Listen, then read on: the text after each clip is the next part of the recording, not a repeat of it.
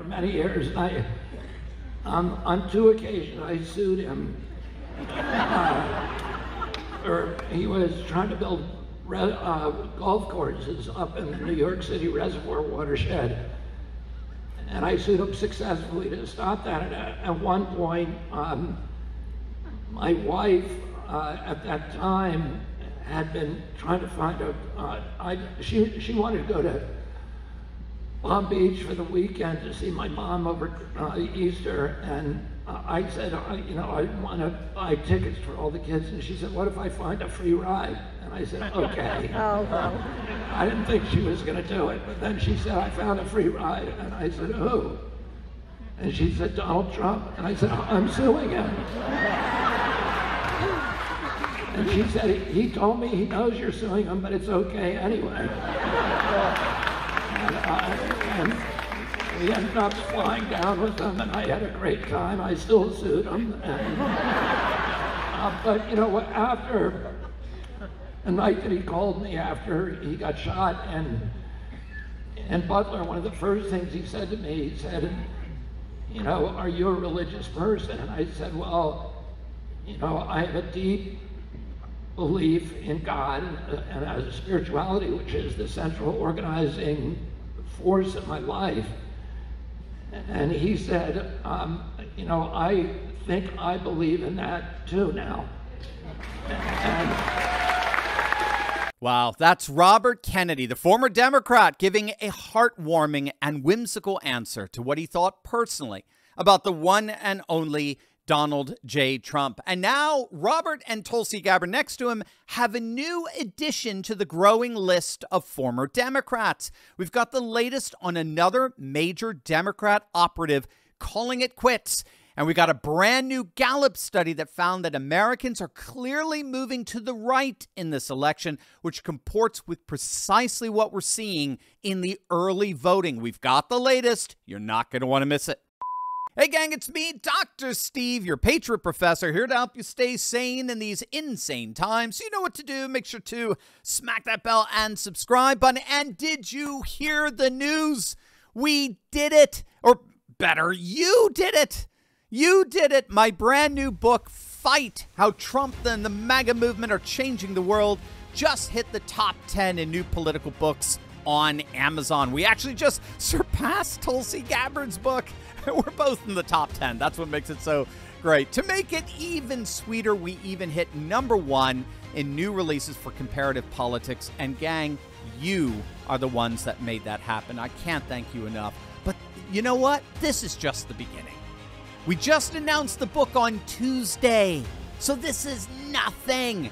Together we can show the powers that be that we, the people, are in charge. This is our country, and we're going to band together to make this new book about Trump and us, the MAGA movement, and how we are literally changing the world, the #1 new release on Amazon. I mean, think about it. We've got a golden opportunity to stick it to the globalists and go straight to #1 past all the woke crazies and DEI lunatics with a book about Trump, a book about the MAGA movement, a book about the new conservative age. Just click that link in the description below or scan the QR code on the screen and order your copy right now, and let's make it #1 together. Newsweek magazine just published a stunning op-ed from a Democrat operative, a fundraiser who's raised over tens of millions of dollars for the Democrats, openly denouncing the party.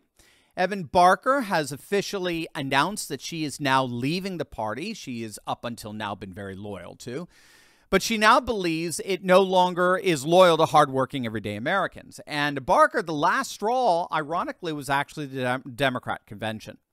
She noticed amidst all the glitz and glamour and all the celebrity endorsements and all the billionaires trotting out to denounce billionaires, she noticed that every day hardworking Americans were being completely ignored and frankly despised.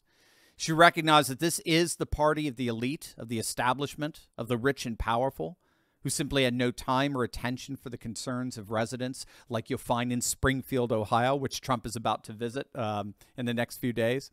She noted that virtually all of her family members who were once lifelong Democrats had left the party, feeling completely abandoned by this party of elites.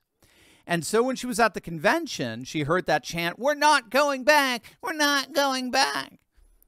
But what she heard was, "We're not going back to the party your union family members used to vote for."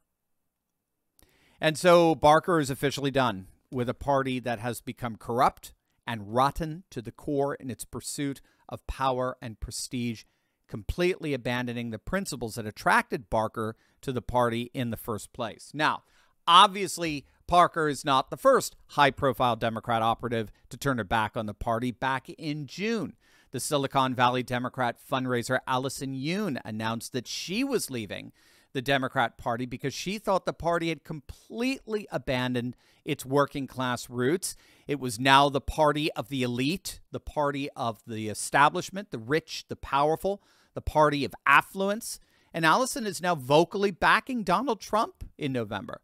She's even auctioning off her $1 million Barack Obama Hope poster. I guess it was one of the originals that she bought years ago. She literally wants nothing more to do with the Democrat Party. And so, like we talked about in our first video today, when we were talking about this extraordinary sort of tacit endorsement of Trump by the Teamsters Union, we really are seeing a major political realignment that, of course, was solidified, formalized by the Kennedy-Trump alliance in August.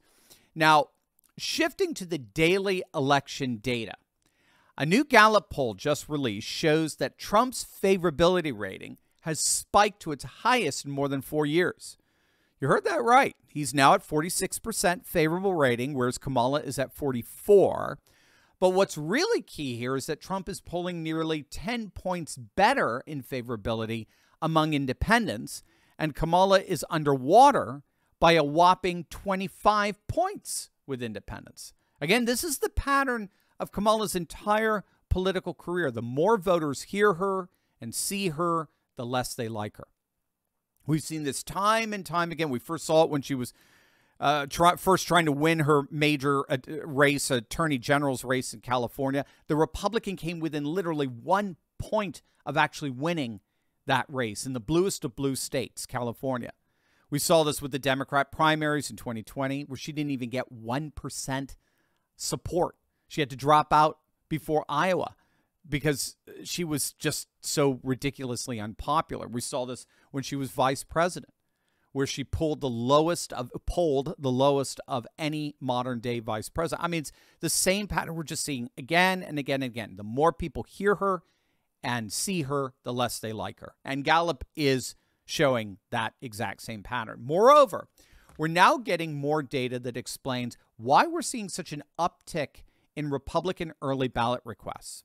A new National Party identification poll from Gallup found that 50% of voters identify as Republicans, 45% identify as Democrats. So this involves independent voters, registered independents, and how they lean. So you've got, when you break it down, it's basically 30-30-30. 33, it's pretty even. But when you ask, in terms of Democrat, Republican, Independent, but when you ask independents, okay, yeah, but how do you lean? If you had to vote for one of the two major parties, how would you vote? We're finding that they lean more towards the Republican than they lean towards the Democrat. So Gallup is seeing a very clear increase in Republican leanings among the electorate, upwards of 5 points. And that seems to correspond with the noticeable increase in Republican early votes by mail requests in states like Pennsylvania, North Carolina, and Florida. So those are the 3 states that we can track the partisan identification of the early vote by mail ballots requested. Whereas Georgia, they're getting requests. They're sending out the early vote by mail ballots, but they don't do any partisan breakdown. They just tell you how many ballots are going out. We know from Georgia that the vote by mail requests are down 90%, 90, from where they were in 2020, which is devastating, utterly devastating for the Democrats, right? The historian Larry Schweikert does a great job, as he always does, in clarifying the significance of what's happening here with these requested ballots, or the lack thereof. Now, of course, what we're all concerned about is that, you know, here we are watching the returns on November 5th. Things are growing great. Trump is absolutely crushing it, just like he was on November 3rd.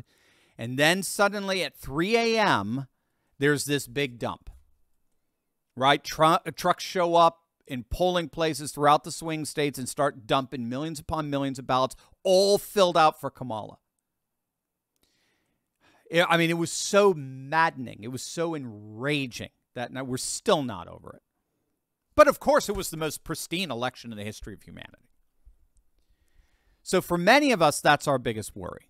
That's our biggest concern, rightly so. But as Schweikert observes, that's not how ballots or mail-in ballots work. In 2020, 70% of the votes cast were cast by mail-in ballots. But today, the key here is that in order for you to send in a ballot, it has to be requested in all of the swing states. That's why the decline of these early ballot requests are so critical. In 2020, because the government was sending out ballots literally left and right, the Democrats could run around and find all kinds of, nursing homes and change of addresses to match up with the ballots. But not this time.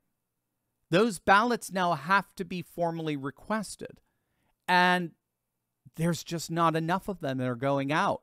And there's not enough time for the shenanigans to apply. In other words, you can't ballot harvest when ballots haven't been sent out. So whether it's the Teamsters' tacit endorsement of Trump yesterday or the more and more Democrat operatives leaving the Democrat Party, or the Trump-Kennedy realignment we saw in August, or the voter identification trends in Gallup, or the early ballot request stats that show ballot requests down and the amount of Republican requests up, we really are seeing a very, very significant, very real, very dramatic shift to Trump, which obviously is extremely promising for November.